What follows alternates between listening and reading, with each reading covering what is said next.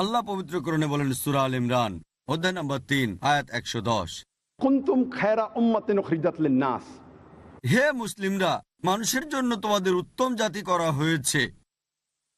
তা'মুরুনা বিল মা'রুফি ওয়া তানহাউনা আনিল মুনকার ওয়া তু'মিনুনা বিল্লাহ। কারণ আমরা ভালো কাজে আদেশ করি, মন্দ কাজে নিষেধ করি, আর আল্লাহকে বিশ্বাস করি।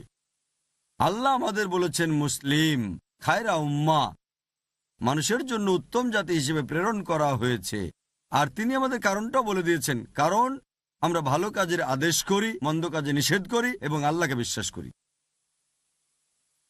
আমরা মুসলিমরা যদি না বুঝে কোরআন পড়ি, কিভাবে ভালো কাজের আদেশ করব, মন্দ কাজে নিষেধ করব, আর যদি ভালো কাজের আদেশ না করি, মন্দ কাজে নিষেধ না করি, আমরা মুসলিম হওয়ার যোগ্য না, খায়রা উম্মাহ হওয়ার যোগ্য না।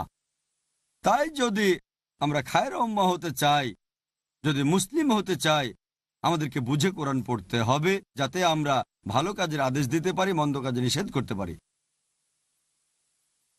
আরবি শব্দ কোরআন এসেছে আরবি মূল শব্দ কোরা থেকে, যার অর্থ বই। একটা আরবি শব্দ ইকরা থেকেও এসেছে, যার অর্থ পড়া, যার অর্থ আবৃত্তি করা, যার অর্থ ঘোষণা করা। কিভাবে আমরা আল্লাহ সুবহানাহু ওয়া তাআলার বার্তা ঘোষণা করব আল্লাহর কথা না বুঝে? কোরআনের আরেকটা নাম আছে, সেটা হচ্ছে ফুরকান, মানে সত্য মিথ্যা নির্ণয়ের মাপকাঠি। আমরা কেবল সত্য এবং মিথ্যা আলাদা করতে পারবো যদি আমরা কোরআনের অর্থ বুঝি। কোরআনের অর্থ বোঝা ছাড়া এটা সম্ভব না যে কোরআনকে ফুরকান হিসেবে ব্যবহার করতে পারি, সত্য মিথ্যার যাচাই করতে পারি। চলুন এবার দেখি মুসলিমদের কোরআন না বুঝে পড়ার পেছনে বিভিন্ন অজুহাতগুলো কি কি। সবচেয়ে কমন অজুহাতটা হচ্ছে আমরা ভাষা হিসেবে আরবি জানি না। এখন বিশ্বের জনসংখ্যা প্রায় ৬০০ কোটি, আর মোট জনসংখ্যার প্রায় ২০ থেকে ২৫% হচ্ছে মুসলিম। প্রায় ১৩০ থেকে ১৫০ কোটি মুসলিম সারা পৃথিবীতে আছে।